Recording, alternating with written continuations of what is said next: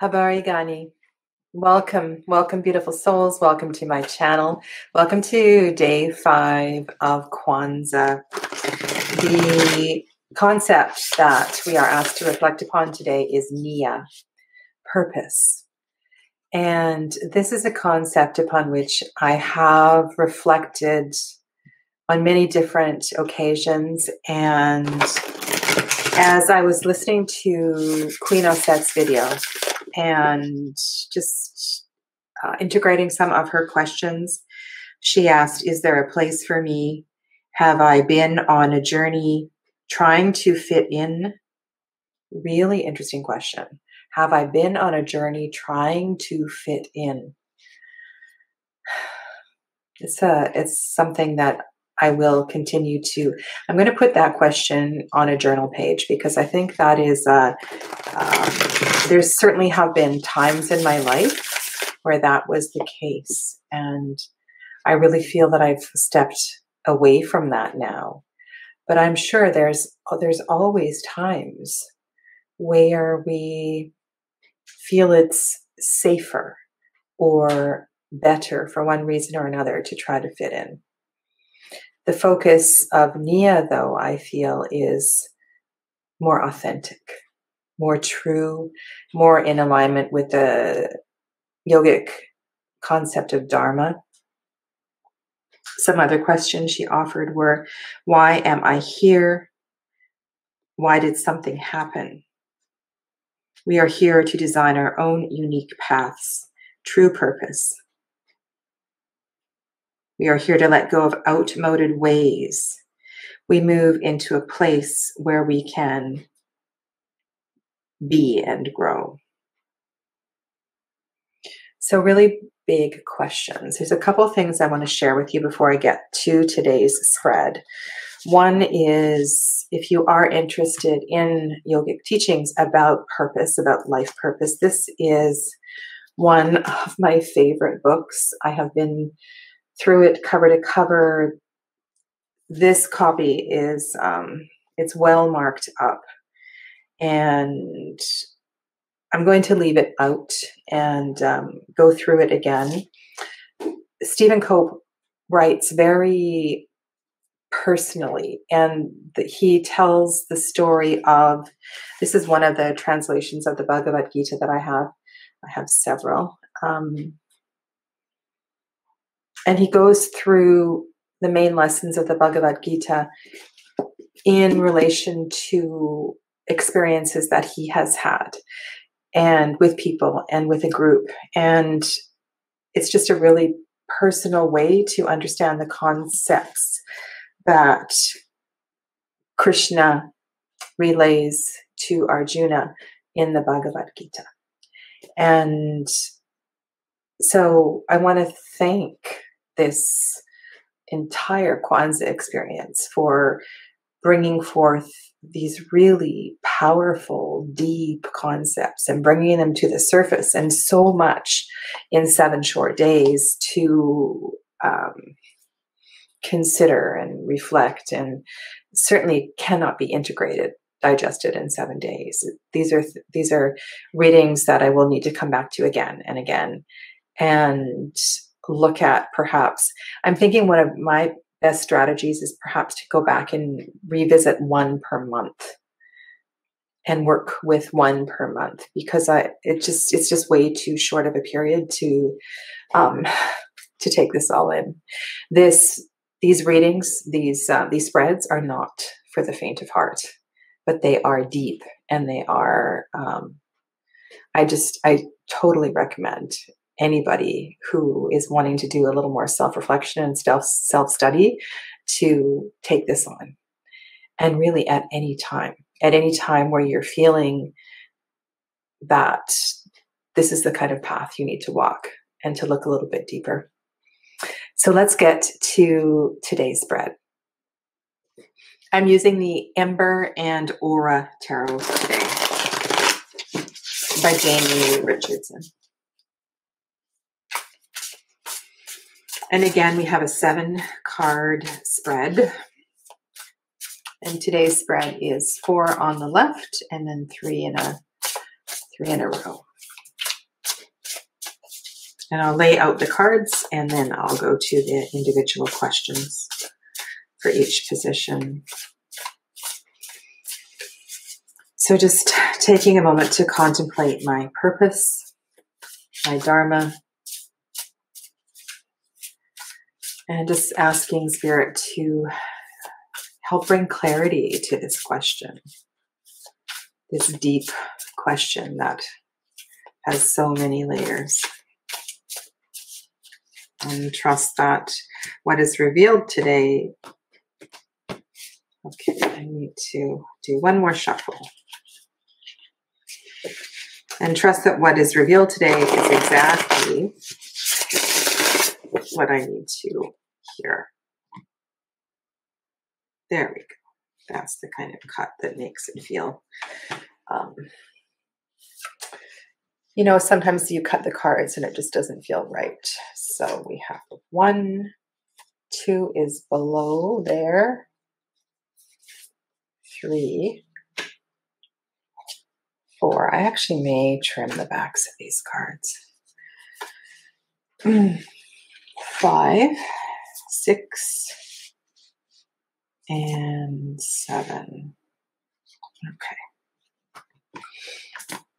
So the first question is my personal purpose. Sage of Cups. I had a feeling that this tarot was going to go big. Sage of Cups. Oh my goodness. So this would equate to the King of Cups. I feel actually quite honored and humbled and overwhelmed simultaneously that this card is here, because I see this as a guide, I see this as a guide, as one who inspires and supports others through their emotional journeys, and one who has walked through a deep ocean of the unconscious, the subconscious. And I feel that I'm still very much in my own process. And so if the question is my personal purpose. So if my purpose is to guide and lead others, one of the things that comes to my heart at this time is to always remain humble and to understand that nuance between, sorry, I'm just feeling a little overwhelmed, between the student and the teacher, right? We can simultaneously be on both sides. And I'm really feeling like I want to rush to the next card because it's too much. So 6 of Wands is the second card. And my next step in actioning my personal purpose. Well, this is a card of action.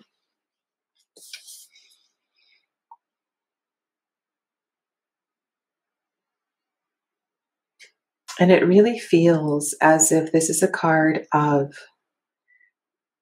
was it the first day that I had the Ace of Wands? I still have all my piles of cards close here, and I do intend to lay out all the spreads and take a picture. But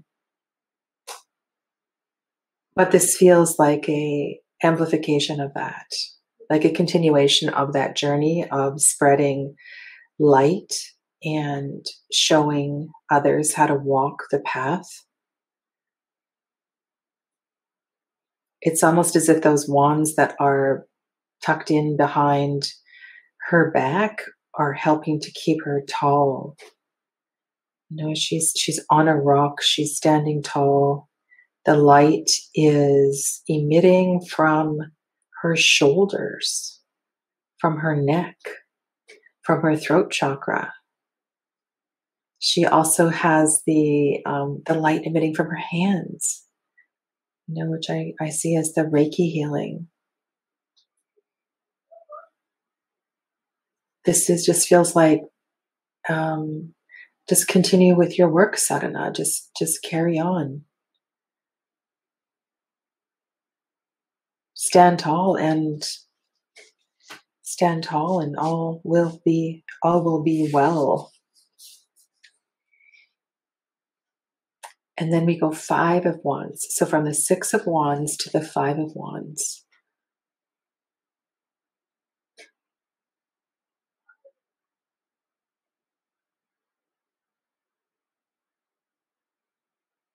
And here we have, instead of the energy all moving in one, so in the 6, the energy is coming from a source and then moving upward and out.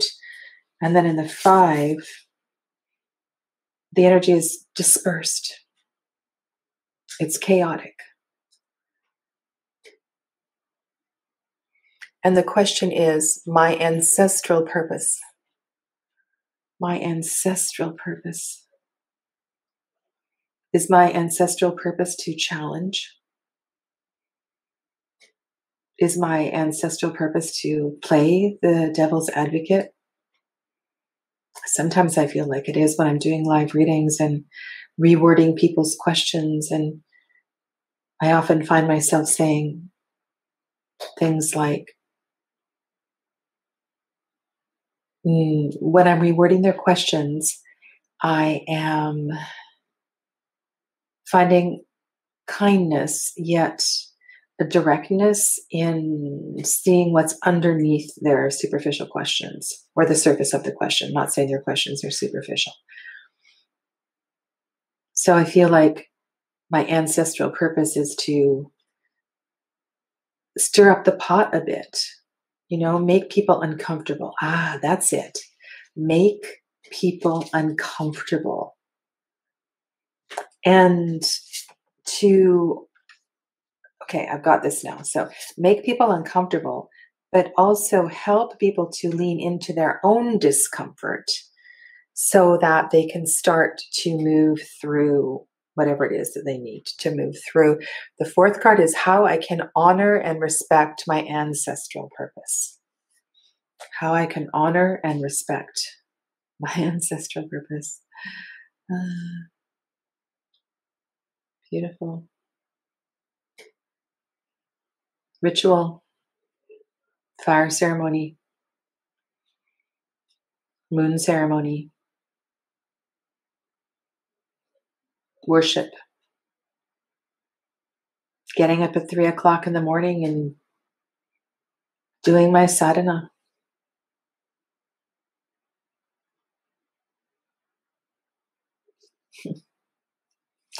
So that is a lot of fire. That's the 4, the 5, and the 6 of Wands. So that feels also like a lot of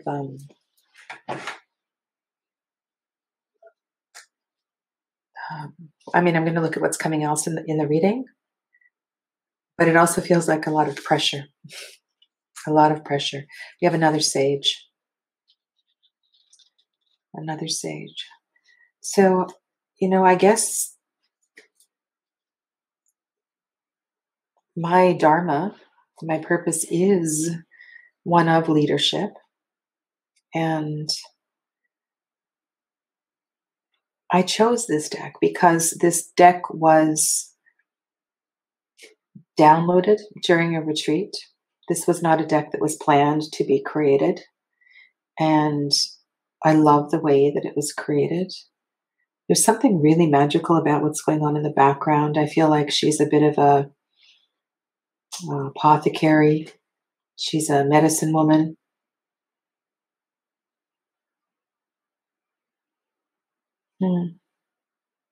I feel very comfortable with that card. I feel it supports my role as a yoga teacher, working with students through back breath and meditation and always being grounded. The question for this position is my collective purpose. It's interesting. And I've always seen the court cards in the suit of Pentacles as the most embodied, the ones that have processed the other elements, made manifest. So the ideas of the swords are made manifest in real things in the coins.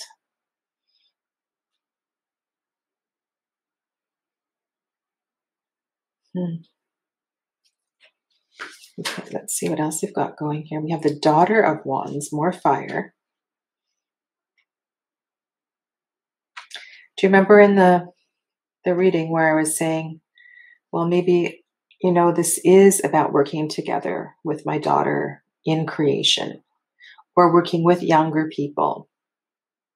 And I often have these crazy ideas about starting a center or doing this or doing that. And I'm thinking, well, at my age, starting a huge project like that, I would, in order to make it work and to see it through, see its longevity through, I would need to work with younger creative types. And this looks so much looks actually like an amalgamation of two of my daughters, because one of my daughters said just at this Christmas season that she has everything she needs. She doesn't want for anything. But the one thing, if she could ask for, was she would love to have a fire hoop. She is an incredible hooper, like hula hoop. And she would love to have a fire hoop. And the other daughter is an incredible dancer, just an incredible dancer. The hooper is also a figure skater, was a competitive figure skater and coach. So this feels very much like working with my children. And the question is, my next step in actioning my collective purpose. And so maybe that is exactly what it is. Growing my vision with younger people.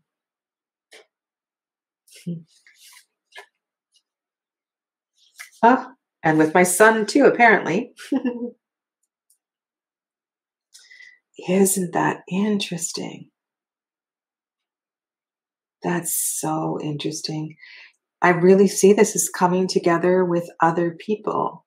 And when I read the tarot, I see the court.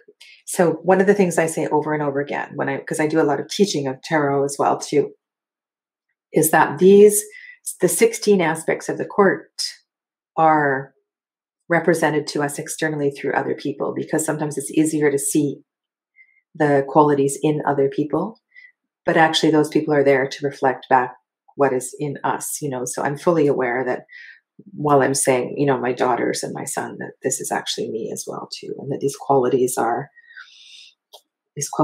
within me. But this is very beautiful that I see this coming together as a collective project with many. I'm using my leadership skills to do so. The fifth one is how I can best use my purpose to help build and develop my community. Well, I think I've already answered that. All right, so I've also pulled out the Gita deck, and I thought I would draw a card from the Gita deck. It just felt like what I wanted to do.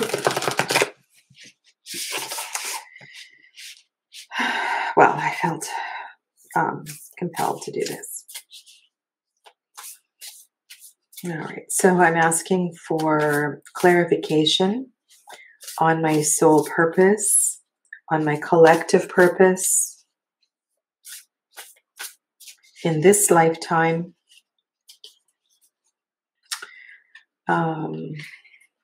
bringing clarity to how I have interpreted the 7 cards that have already been presented today.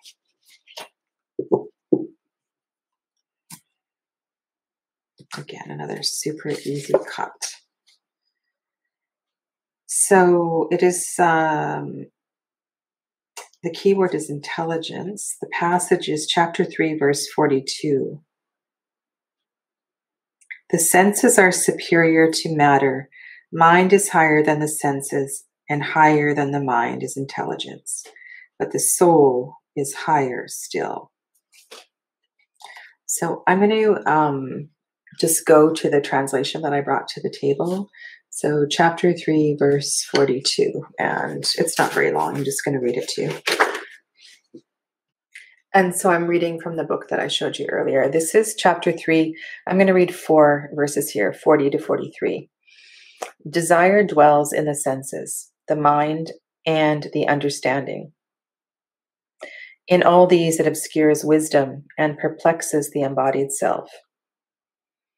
Therefore, you must first control your senses, Arjuna. Then destroy this evil that prevents you from ever knowing the truth.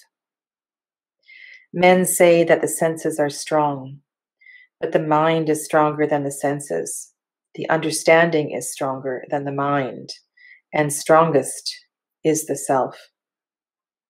Knowing the self, sustaining the self by the self, Arjuna, kill the difficult to conquer enemy called desire. In relation to this spread, these questions, the theme of Nia, I feel what Krishna is saying here to Arjuna is that we are so easily distracted. And perhaps what my role here is to lessen that distraction by bringing others back to the self. And if I know myself, I can help others know the self. The other important thing here too is that this is reinforcing a lot of the teachings that I do. So I spend a lot of time with yoga students, meditation students, teaching the practice of pratyahara, which is the practice of